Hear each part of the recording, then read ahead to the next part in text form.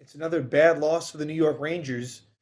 They lose 3-2 in overtime to the Ottawa Senators at Madison Square Garden.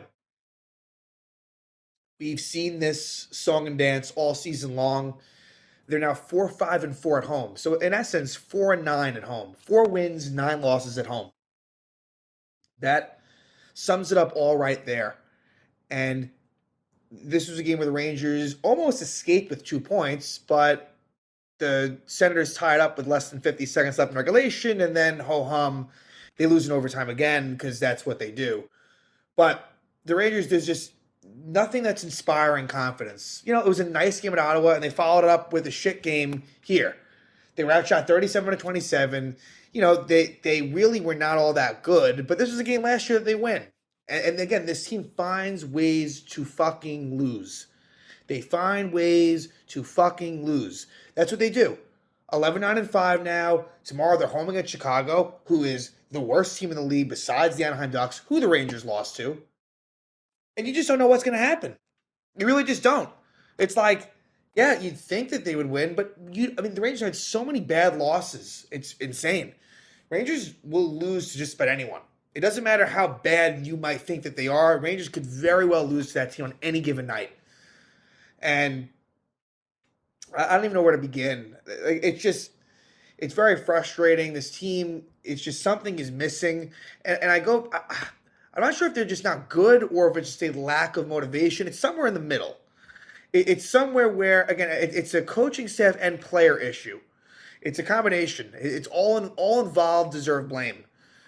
And it's hard for you to be really confident as a fan. It's hard for you to be really confident this team is going to turn it around. I know we saw what we saw last year. I know that there's a lot of season still to go, but they're not in a good way. They're really not in a good way, and it's just continuing, and it's really not getting better. And, I think about Jacob Trouba as I normally do when I think about bad things about this team, and he was a direct causation of, basically the 2 goals that happened in regulation. One of them was definitely his fault. It was a penalty that he took that led to a power play goal. The other one was kind of a desperation play that ends up not working out. But, Trouba's been absolutely awful. And Gallant's usage of him. Gerard, what? You have him on the third pair with Hayek tonight. Zach Jones was the healthy scratch. Hayek back in. But you're going to have to put him back out there with Keandre Miller at the end? Why?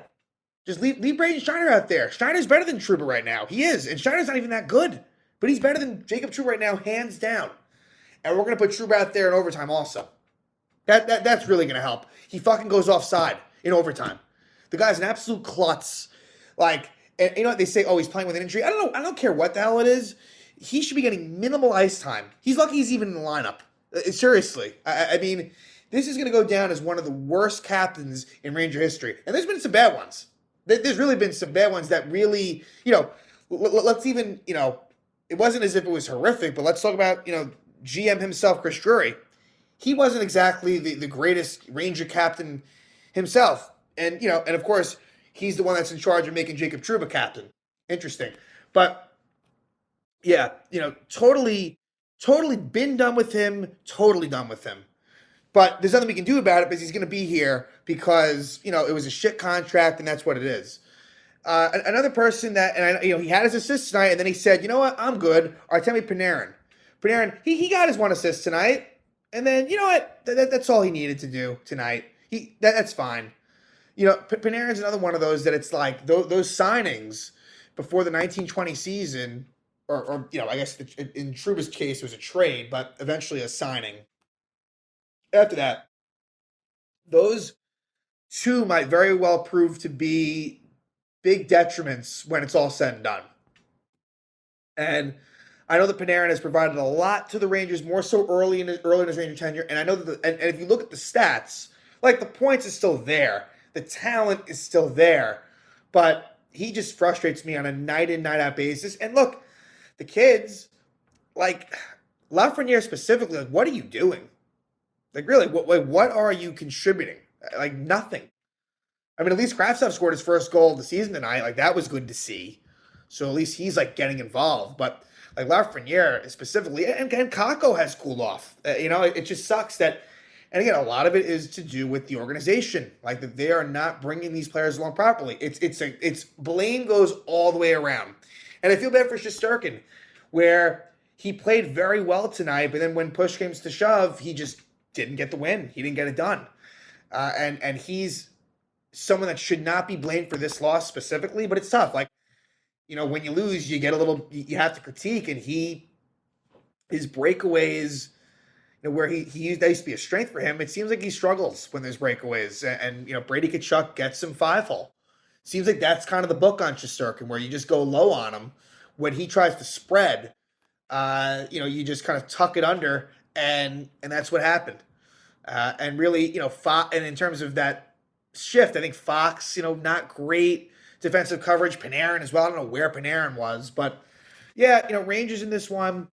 There was a line tweak where Kravtsov is on the line with Hedl and Panarin, and then Kakko is now on the line with Lafreniere and Trocheck. And Trocheck's bad luck continues. Trocheck is one of the guys I like. I think he's brought, I like what he's brought to the table, but he's hit like 9 posts. It's insane. His luck has been terrible. But, Kravtsov makes it, gives the Rangers a 1-0 lead. Rangers really didn't play that well in the first two. I mean, the first period was better than the second, slightly. I'd say the first was okay. But, the Rangers ended up 1-0 after the first. And what was good was they killed off a Hedl. Hedl, again, he takes some bad penalties. It was a double minor for high sticking at 120. But the Rangers kill it off. And that was good. Eventually, they score that goal by Kravtsov. And so the Rangers take a 1-0 lead. In the second, Sammy Blais is cross-checked, but the Rangers power play doesn't score.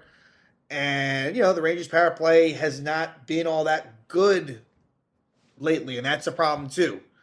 Like, that's where I feel like, again, the top end guys are being force-fed minutes. Not as if the bottom guys are doing that well either, but still, like, I just feel like the top players, Gallant, there's no accountability. Panarin can suck all he wants. Trouba can suck all he wants. I can go on, and they're going to continue to play. So, the second period rolls around, and good old Jacob Trouba with a tripping penalty. And what happens? A power play goal, because that's what it is. And it's Tim Stützle, his 9th goal of the season from Tkachuk and DeBrincat. And we're all tied up at 1 in the second. And then there's a couple of fights that take place. Trouba versus Tkachuk, captain versus captain. It's kind of interesting how one captain kind of put the team on his back to a W, while the other one just absolutely faltered again, as he's done all season. And then there was another fight, Goodrow and Austin Watson. The Rangers were I think the Rangers were the one that were making these fights happen just to pump them up. It's pathetic how they can't get themselves up for a game.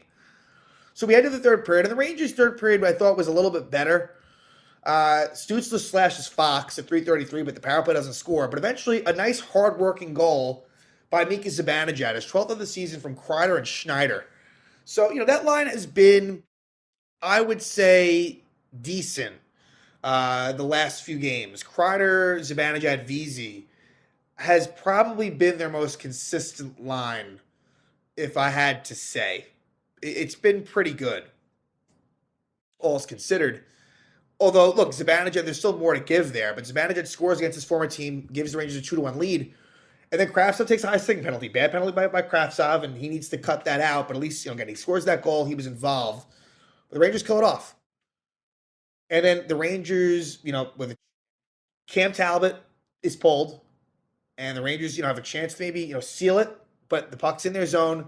First, Trocheck doesn't get the puck out. And then Trouba tries to get it out, but it was kept in by Shabbat.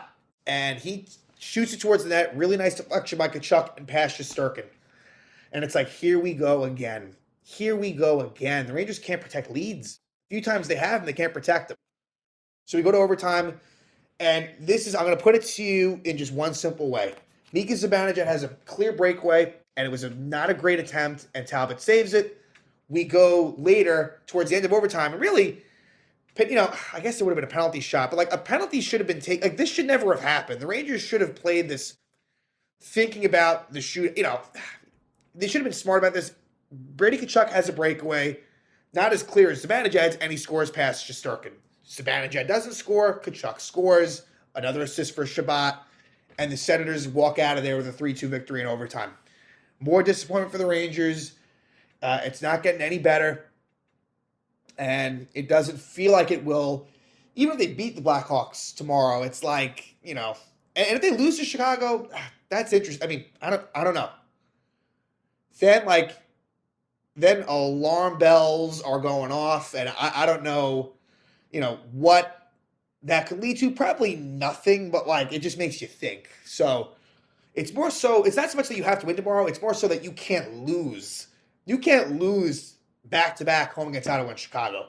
If you've already lost home against San Jose this year, you've already lost home against Columbus this year, you've already lost to the Ducks, it's like they got to get going. And so they better put their best foot forward. I don't care that they play tonight. I don't care that it's a back-to-back. I would expect Halak in there. That would be my guess. But that has nothing to do with the outcome, honestly. Chicago is not a good team. The Rangers should beat them. But if they lost, would not be surprised at all. With this team, they are capable of losing to anyone in the National Hockey League on any given night. Again, Rangers with another disappointing effort. They lose to the Ottawa Senators at MSG in overtime by a score of 3-2.